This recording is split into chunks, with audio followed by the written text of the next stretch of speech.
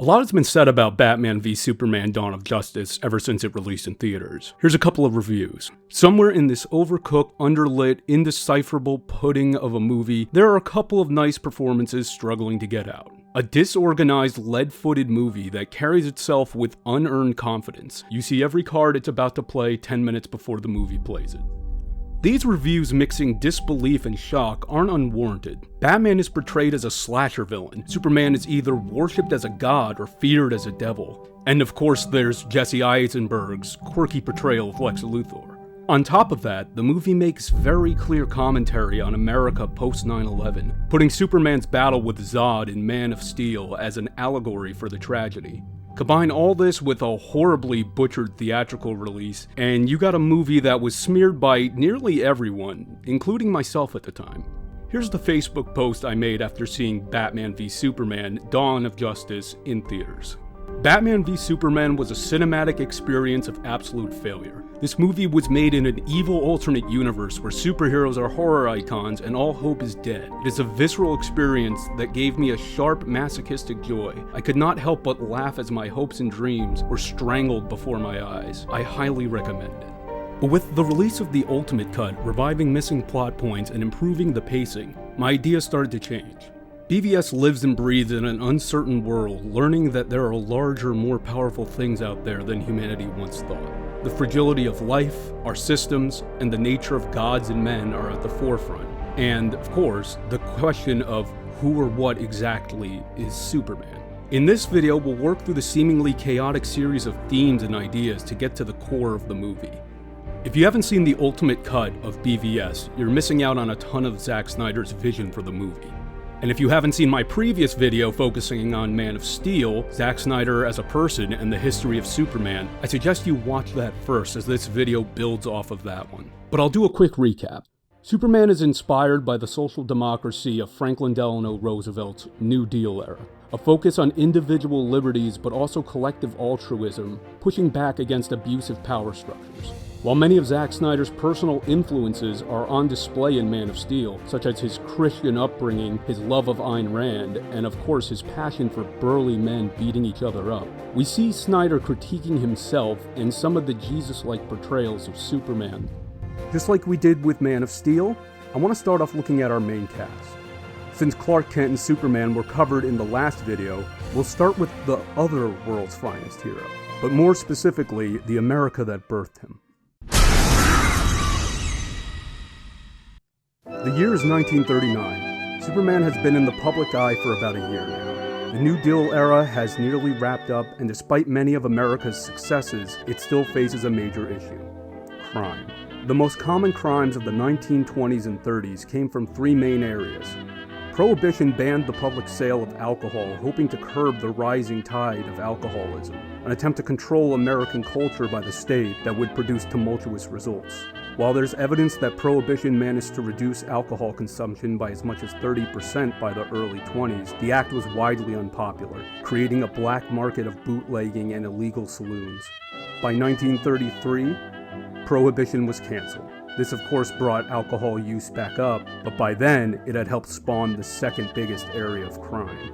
The Mafia were gangs composed mainly of European immigrants, such as the lower classes of Italy, Ireland, and Poland, fleeing their bourgeois oppressors for the land of opportunity. But inevitably, the classic issue of xenophobia reared its ugly head. Immigrants of Jewish, Italian, Polish, etc. descent were relegated and neglected to ghettos, not unlike African Americans of the time. These communities were made of low working class folks ignored by the powers that be, especially the police, except when scapegoats were needed. With a lack of quality pay or material conditions, the criminal elements from Upper Europe were able to root themselves into these communities. The Mafia became very much like an alternative police, a force seen as protective, but also to be obeyed, and one that easily exploited the populace. This is why the majority of Golden Age and pulp comics would have scores of zoot suit wearing baddies with names like Maroni and Falcone. They were a power structure out of control of the mainstream controllers of power, ironically created by their own negligence. The genre of pulp comics was home to darker stories than would be seen in their superhero descendants, often featuring horrific visuals, sexual encounters, and violent deaths. It's here that Bob Kane and Bill Finger would create the Batman. a two-fisted crime stalker with a great gimmick and a dark past. Young Bruce Wayne's parents are killed by a mugger in an alley, leading him to vow to a crusade against crime. He goes on a large exodus to train and returns to inherit his parents' company and fortune. Pondering what to do next, by chance, a large bat flies through the open window. And so, Batman is born. In his earliest adventures, Batman is a night-prowling vigilante, unafraid to use guns or even kill on the job. Batman's stories concerned battling Italian mobster stereotypes, famously the Falcone and Maroni families, and other bizarre foes such as the hypnotizing Mad Monk, the boisterous murder plans of the Joker, or the femme fatale burglar, Catwoman. It's here we can immediately see the difference between Batman and Superman, not just aesthetically, but thematically. While Superman often aimed at the rich and powerful of society, Batman tackled goons, thieves, serial killers, obviously all dangerous threats to society, but more of the dark reflections of society's failings rather than the key mechanisms. We can also see how differently these characters viewed FDR's New Deal policies. Superman embraced the altruism of the era. Batman saw an out-of-control society in need of taming through force, a very reactionary, tough-on-crime approach before the idea really took off. You might remember I said there was a third area of crime. This would be the Ku Klux Klan, one of America's most infamous terrorist organizations. Sprouting out of the death of the Confederacy and the federal abolition of slavery, excluding the 13th Amendment and other loopholes. While most famously known for their hatred of African Americans, the Klan saw themselves as a vanguard, keeping America as pure and orderly. In this case, keeping white Anglo-Saxon Protestants on top, while also hating the queer community and any form of socialist or communist thought, and especially saw Catholicism as a threat to their largely Christian movement. And it so happened the European immigrants were largely Catholic.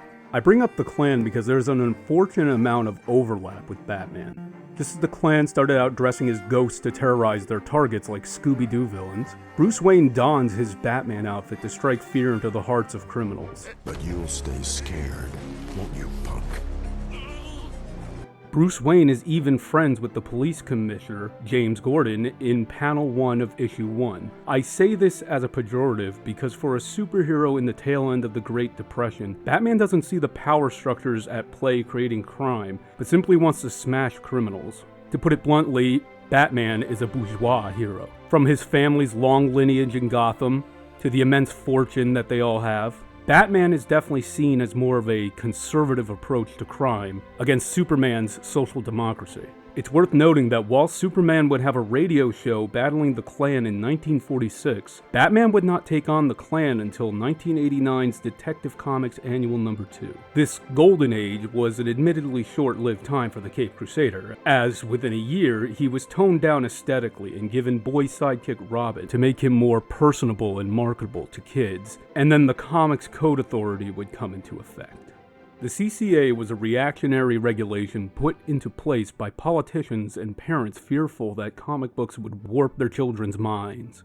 This fear was mainly stoked by one man, psychiatrist Frederick Wortham, and his book Seduction of the Innocent. This smear piece painted comics featuring violence, the supernatural, and sex as a corruptive force on the youth that would turn them into criminals, and even homosexual, which was one of the main smears against Batman and Robin, suggesting that the two were in a gay, pedophilic relationship, and that his stories would groom kids towards similar lifestyle. Here's where the infamous Silver Age comes in. Unable to show crime, sex, or violence, superheroes became smiling, patriotic do-gooders, engaging in increasingly bizarre adventures. For Batman, this meant being turned into a buzzsaw, traveling to alien planets, and being less of a vigilante and more as a law-sanctioned deputy, or even a mascot. However, this would change in the 70s, mainly with the stories of Denny O'Neil, who brought Batman back to his brooding roots, as comic companies began to just simply ignore the CCA altogether. Mobsters and murderers were back on the menu, and we'd get the Batman more closely resembling what we know of him today. And then would come the legendary comic series, The Dark Knight Returns, created by a familiar name in the Zack Snyder canon, Frank Miller, writer of the 300 graphic novel. And this story is a big key in understanding Snyder's Batman. 1986's The Dark Knight Returns tells the story of an aged and retired Bruce Wayne in a Gotham that is being eaten alive by a new gang of particularly violent thugs known as the Mutants. Unable to resist the cries of his city, Batman returns with a brutal yearning for vengeance. A common interpretation of this story is a criticism of so-called soft-on-crime liberals, talking heads, and even doctors who believe criminals can be rehabilitated. In this story, crime is an enemy that can only be defeated through force. This tends to be a common theme throughout Frank Miller's work, and since The Dark Knight Returns, his reactionary, American exceptionalist tendencies have only increased. This is perhaps most prominently seen in the graphic novel Holy Terror, which was originally pitched as Batman going to the Middle East to beat up terrorists, before being rejected by DC and turned into an original piece. This blatantly reactionary thinking is what informs Bruce Wayne when we first meet him in BVS. We open on the death of the parent Waynes, interspersed with a young Bruce attending their funeral. During the funeral, Bruce falls down a shaft into a cave of bats. This origin shows Bruce realizing he could use fear to conquer fear, an idea that would booster his crusade of justice. During Superman's battle with Zod, Bruce Wayne is stuck on the ground, powerless to stop the death and destruction around him, and instilling in him a great fear of the Man of Steel. He watches one of his buildings, filled with close business associates, crumble to the ground, eviscerated by Zod's laser vision. This, on top of the off-screen death of Robin, changes our usually immovable object of morality into something different. His status as a human and his tragedies puts the audience in Bruce Wayne's perspective. And from his perspective, Superman and anyone like him are an existential threat. Bruce lived in the imagined diamond absolute of the world around him, an idea very reminiscent of America during the 90s, post the fall of the Soviet Union. With the movie taking place in about 2016, it's easy to see how people of Bruce or Ben Affleck's age would share his view of the event, related to the end of history theory of the 90s, pushed by people such as Francis Fukuyama. The end of history refers to what I think still remains a question of whether that process is one that can terminate, whether that evolution finally culminates in a certain kind of civilization that in a certain sense will be the last civilization that mankind will achieve, because in a certain sense it's the right one, it's the one that fits human nature in an appropriate way. The status quo of the American dream was seen as an absolute, a victory of capitalism over the fearful communism that had taken over many European countries. But now, in that current year of 2016, that resolute diamond status quo had become shaky and even non-existent in the wake of 9/11 and many wars that, in retrospect, would be deemed as failures. While Bruce Wayne is presented as a tragic, sympathetic figure, our first introduction to the Batman plays out like a slasher horror movie. Police officers raid a home to find caged women in the basement who, despite their captors found brutalized and immobile, are still too frightened to leave their cage. We then get a brilliantly done scene where Batman is seen hiding in the ceiling corner before seemingly crawling across the wall as a cop shoots at him. This paints Batman more like a Michael Myers type boogeyman, a superstition more than a superhero. We find out that recently, Batman has been branding his targets with his signature bat signal, burning it into their flesh. This turns them into targets for violence in the prison system, which seems to do nothing to prevent this, even when the targets are killed. By this point, it's clear Bruce has stopped considering criminals as people. Couple this with a reference to Robin's death storyline, A Death in the Family, and it's clear a reactionary fear has taken over the Batman. That's how it starts. The fever, the rage, the feeling of powerlessness that turns good men cruel. While The Dark Knight Returns Batman is seen as a no-nonsense badass doing what needs to be done, this version is portrayed negatively, and for more than half the movie serves as a secondary villain for Superman, putting him in line with the movie's main antagonist, Lex Luthor.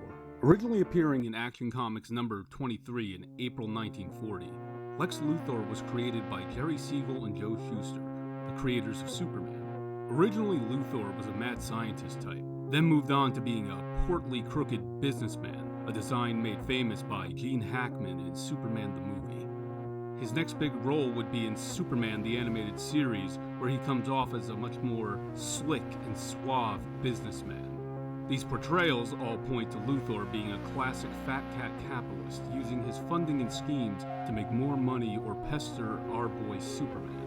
BVS takes this, the mad scientist angle, and adds the mannerisms of technocratic billionaires. Zack Snyder stated Jesse Eisenberg was specifically hired because of his role as Mark Zuckerberg in The Social Network. This is a clear nod that the villains of BVS are the wealthy and powerful gone awry. In Lex's case, a rich tech bro who inherited their wealth from their abusive father. Talking about his father, Lex first mentions he grew up in East Germany throwing flowers at tyrants.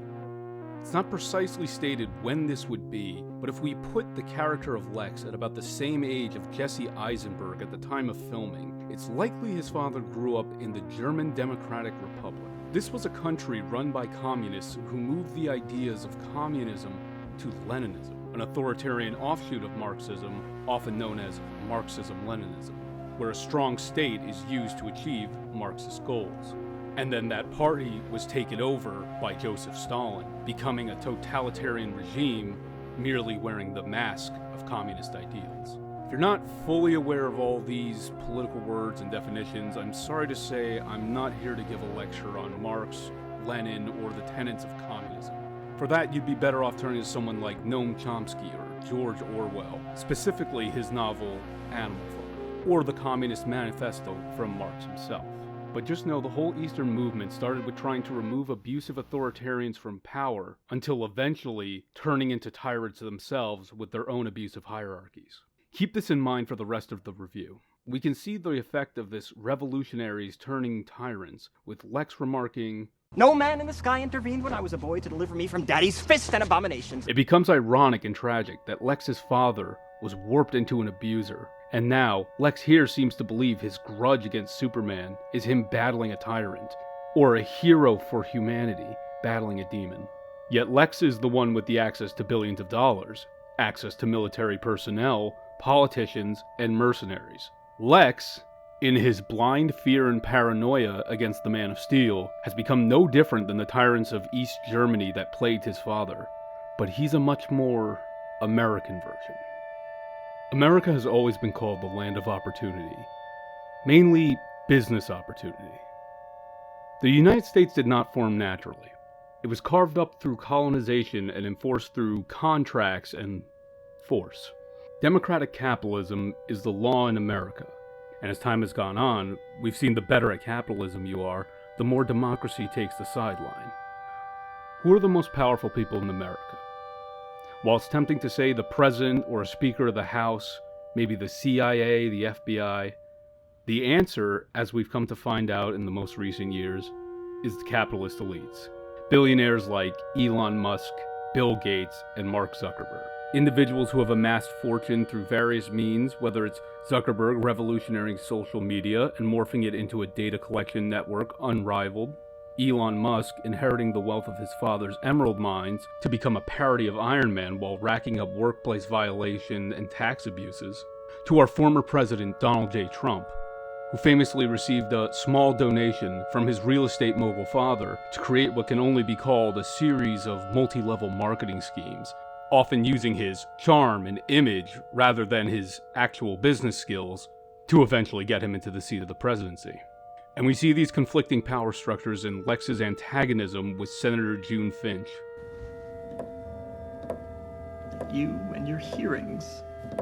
But this capitalist American dream gone awry isn't just what makes Lex Luthor. It makes Bruce Wayne.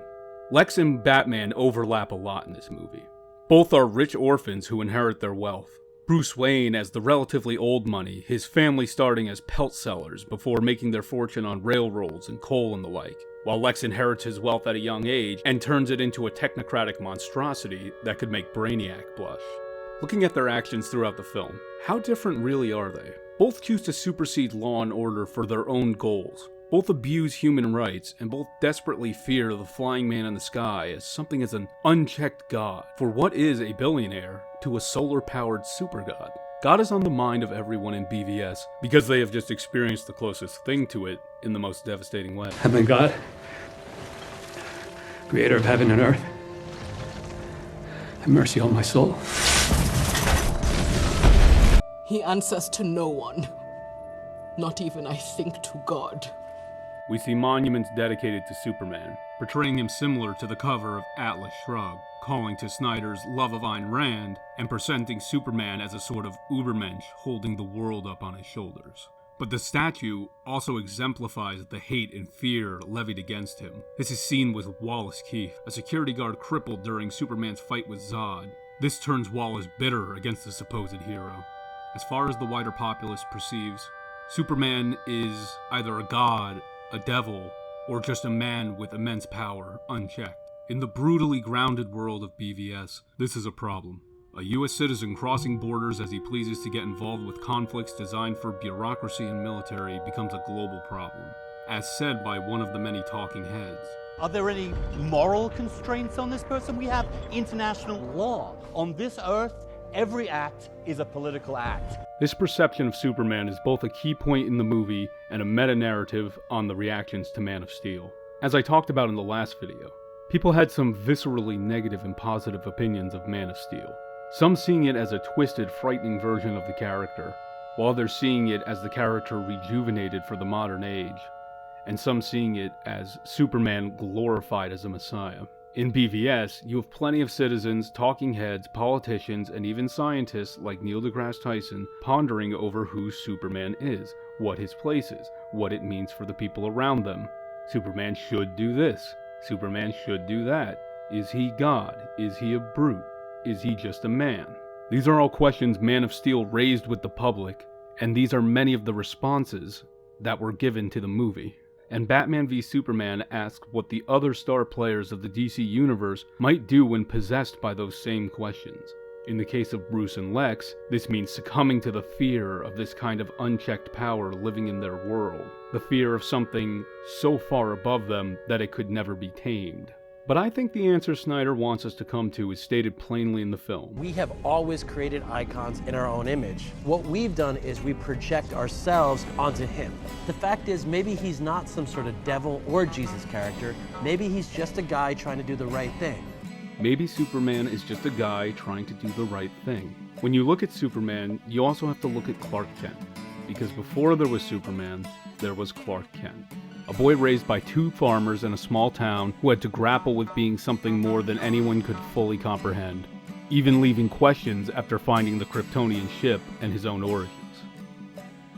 Snyder portrays Superman as a powerful, heroic force of good, but not one immune to the wider world. I'm gonna need a little room to work. Clark, with his powers, has more freedom than anyone in the world. He is the perfect man dreamed of by Ayn Rand. But look at Clark's choices. He doesn't need to be Superman. He doesn't need to address Senator Finch's hearings. He could take out Batman and Lex in an instant. But instead, he chooses to be human, to choose altruism and compassion as his guiding principles. This inevitably leads to more and more problems. What this puts forward is explicitly anti-reactionary type thinking, and seems to be almost a critique of Randian ideals. And I think a line from Martha Kent exemplifies it all. Be their hero, Clark. Be their monument, be their angel. Be anything they need you to be. Or be none of it. You don't owe this world a thing. And yet, Clark Kent chooses Superman. And speaking of Martha, it's inevitable that we'd have to talk about the movie's most infamous scene. You're letting him kill Martha! I'm not here to talk too much about the acting, the setup, or the writing, or the scripting, which I do think could be improved here. But what I want to talk about is the point of this scene. The point is not Snyder excitedly showing everyone that he cleverly noticed Clark and Bruce's moms have the same name, but to take Bruce out of the delusion built in his head. Here is an aging billionaire. I'm older now than my father ever was. In a suit of armor, wielding what might as well be a magic spear against what he sees as a devil, or perhaps, more appropriately, a dragon. We all know Batman is usually called the Dark Knight, but even Alfred himself remarks that it's suicide. Bruce is not a dragon-slaying knight, Clark is not a dragon, nor is he a devil. And why would you make a kryptonite spear of all things? We saw he made other weapons that disperse poison gas. Why not a bigger gas bomb? Why not a bullet? Because at this moment, Bruce has fully been overtaken by the idea of Batman, the fearful figure of the night heroically and brutally stomping out crime for the good of his city. We see this nightmare alluded to in the grave dream sequence where the Bat Monster attacks Bruce. This is the negative aspect of Batman taking hold of Bruce Wayne. This monster is what leads him to brand crooks and commit all sorts of crimes and atrocities in the name of what he believes is justice. You are never even a man.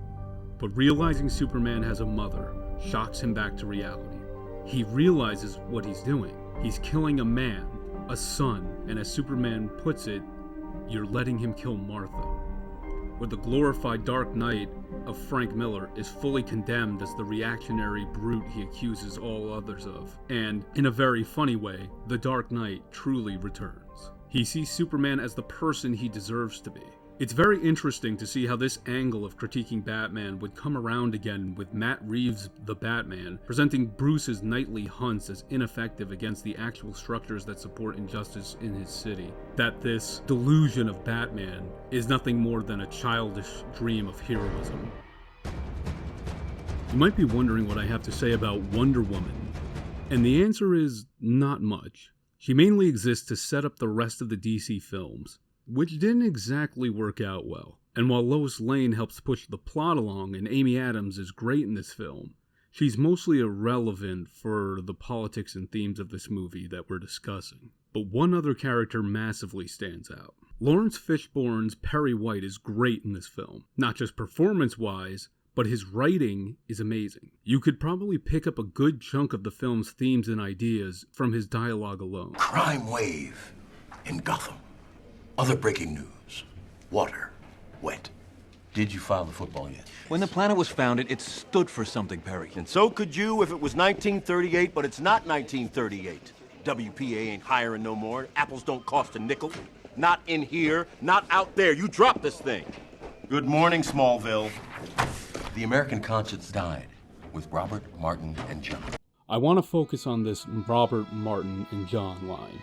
As far as I can tell, this is a play on the 1968 Dion song, Abraham, Martin, and John, a tribute to the memory of Abraham Lincoln, Martin Luther King, and John F. Kennedy, with lyrics also alluding to Robert Kennedy. It was written by Richard Holler in response to the 1968 assassinations of Martin Luther King and Robert Kennedy.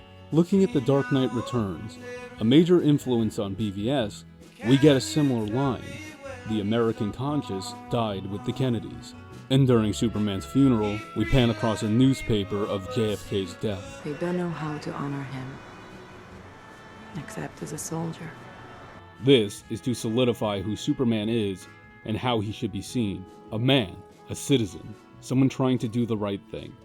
And the right thing seems to be speaking out against abuses of power, fighting for the oppressed, and sometimes only being fully appreciated once you die. It's worth noting that Martin Luther King Jr. was seen as a mostly unpopular figure during his time, receiving the blame for race riots, having the FBI spy on him and his family, and of course, his assassination. And so could you if it was 1938, but it's not 1938. And it isn't 1938, when Superman was created during the tail end of FDR's New Deal era. It's not the 70s, with Richard Donner's glorious, shining version of the Man of Steel in Superman the movie. It's not the 90s, where we thought that America would be a forever nation, and that we were at the end of history. And now we're in 2016, a world post 9/11, where the glory and mystique of Americana has waned and weakened, and we've started to see the cracks developing from within. The brutal corporatism of America has infected those meant to speak truth to power. Corruption of the American ideal is at the forefront of every Daily Planet scene, and of course, at the forefront of Batman v Superman. In the climax, Luthor creates Doomsday, who I think should have been Bizarro, with being the twisted mirror of the Superman that Lex and the world sees. And Lex created a Bizarro in the comics, but let's move on from that. From here, we get a typical superhero action brawl, though there's two scenes I want to bring up. No man in the sky intervened when I was a boy to deliver me from Daddy's fist and abominations. And of course, Superman's sacrifice against Doomsday. This death perfectly mirrors the story of King Arthur and Mordred. And if you know Snyder, you know his favorite movie is Excalibur. These scenes show what makes Superman. Self-sacrifice empathy, fighting for something more than your own personal ideas, fighting for others. This makes him not a god, not a king, and not even a soldier. Superman is a hero of man, and should be considered of mankind. Just as Batman remarks during the funeral scene, the question asked by Batman v Superman is, what is good? What is acceptable in pursuing good? What can you justify in the name of good? And the answer to this question that Snyder gives is a simple one. Nothing was ever simple. We blocked the water all right. We sent it upstream. The whole Lang farm washed away. I'm saying thank you for saving my life. I'm saying there's a cost. This is about the future of the world. Maybe he's just a guy trying to do the right thing. Try. Don't get clouded by fear and paranoia. The fear that engulfed much of the world during the Battle of Metropolis. The fear of tyrants that pushed Lex and his father into a tragic line of cruelty and madness. The fear of losing control that pushed Batman to abandon his purpose in the name of an iron fist, a bat brand, and the kryptonite spear. The fear that fueled the Klan, the fear that brought the Mafia, the fear that would eventually rot America from within. And in many ways, BVS is a critique of the hyper-individuality and exceptionalism that seems to have taken hold of America in the last half-century or so, teaching us to both separate from each other for our own sake, but also to blame our problems on outside forces. Devils from the sky, foreign tyrants, immigrants, criminals, but we find that the true enemy comes from within when we stop self-reflecting, stop talking to each other, and let our fear of the other take over. This is how a democracy works. We talk to each other. We act by the consent of the governed. Truth is, America hasn't been the world's finest since World War II. Though we tried to replicate our glory against the Third Reich with Vietnam, Afghanistan, and more, they've inevitably been seen in retrospect as failures, brought on through greed and fear. And instead of looking into ourselves as to why these failures keep happening, we just kept looking for more outside forces to blame. More devils coming from the sky, because there are no devils in the sky. There are no devils in the ground. There is only us. As said in Grant Morrison's All-Star Superman, everything's connected. Every one. And this is how he sees things all the time. Like it's all just us in here together. We're all we've got. Man is still good. Batman v Superman is one of the strangest blockbusters I've ever seen, but also one of the most daring for a superhero film. Like many others, I hated this film when it released in theaters. Now my opinion is completely different, and I see how well Snyder used these classic American heroes to tell a story about the risings and fallings of America. And we'll continue this exploration of the DC Universe with Zack Snyder's Justice League in the next video.